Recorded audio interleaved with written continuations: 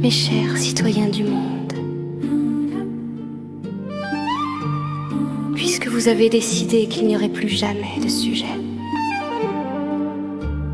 je suis revenue pas en chair et en os, vous vous en êtes chargés jadis,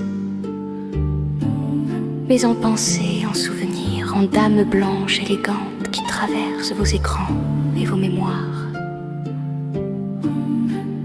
Et je vous ai observé longtemps avant de prendre la parole. Vous avez cru me tuer en 1793, et pourtant je n'ai jamais été aussi vivante. Vous avez décapité la monarchie, aboli les privilèges, proclamé la République, inventé les droits de l'homme, la démocratie, l'égalité promise. Et vous voilà, 232 ans plus tard, toujours aussi envieux, aussi cruel, aussi affamé de reconnaissance. Vous vous indignez pour un café trop cher, comme vos ancêtres pour un pain trop rare. Vous vous prosternez devant des idoles éphémères, comme nous nous inclinions devant le roi. Vos courtisans s'appellent désormais influenceurs. Vos bals masqués sont des stories. Vos lettres de cachet des signalements et votre guillotine. Ah, votre guillotine moderne. Elle coupe les réputations sans une goutte de sang sur le parquet. Tout a changé pour que rien ne change.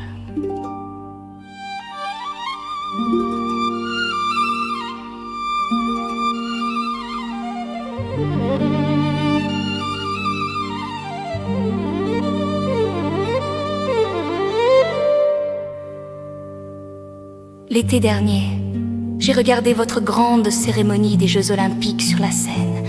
Des reines en travesti bleu-blanc-rouge, ma propre tête décapitée qui chantait en playback. Des tableaux où l'on tournait en dérision la scène et la monarchie à la fois. J'ai trouvé cela excessif, brillant, insolent, profondément français. Si pareille fête avait été donnée à Trianon, j'aurais ri d'abord, puis fait jeter tout le monde à la Bastille. Vous avez applaudi ou vous êtes indignés, selon vos chapelles. Mais vous avez tous regardé, vous adorez détester et détester adorer. C'est votre plus ancienne tradition. On m'a faite frivole, on m'a faite cruelle, on m'a faite autrichienne. On a oublié que j'étais mère de 4 enfants, ma petite Sophie morte à 11 mois dans mes bras. Mon premier dauphin, Louis-Joseph, emporté à 7 ans par la maladie des os. Ma grande Marie-Thérèse arrachée, exilée. Et le dernier, mon Louis-Charles, mon petit roi du temple. On me l'a pris, on l'a martyrisé, on l'a laissé mourir seul à 10 ans en 1795. En m'appelant dans sa fièvre, j'étais déjà poussière depuis 2 années. Vous avez fait la révolution pour que plus jamais un enfant ne meure de misère. Et je vois encore aujourd'hui des enfants séparés, enfermés, oubliés, abusés. Le décor seul a changé. Et puis il y a cette phrase que vous me faites porter comme une couronne d'épines. S'ils n'ont plus de pain, qu'ils mangent de la brioche. Je ne l'ai jamais prononcée. On l'avait déjà prêtée à d'autres princesses avant moi.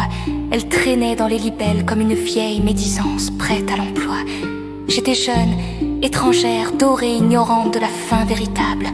À Versailles, on mangeait effectivement de la brioche au petit déjeuner.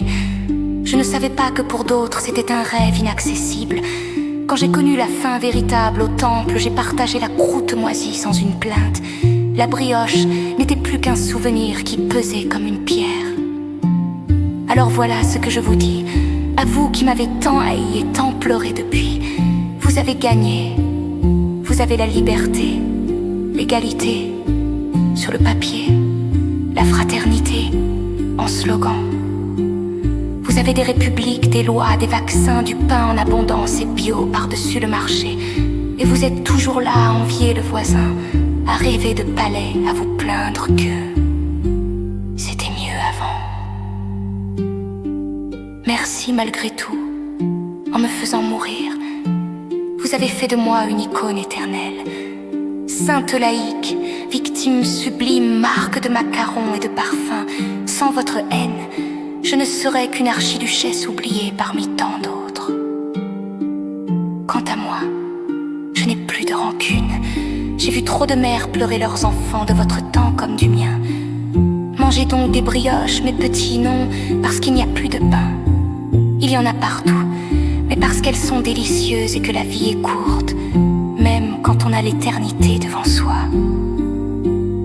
Un jour peut-être, vous en aurez assez de votre liberté si chèrement conquise. Je serai toujours là dans vos livres, vos films, vos fantasmes, prête à vous rappeler qu'on peut mourir pour un malentendu aussi léger qu'une pâtisserie. Adieu, ou plutôt à bientôt, car je sais que vous n'avez pas fini de parler de moi. Marie-Antoinette, mère avant d'être reine, reine malgré elle, et reine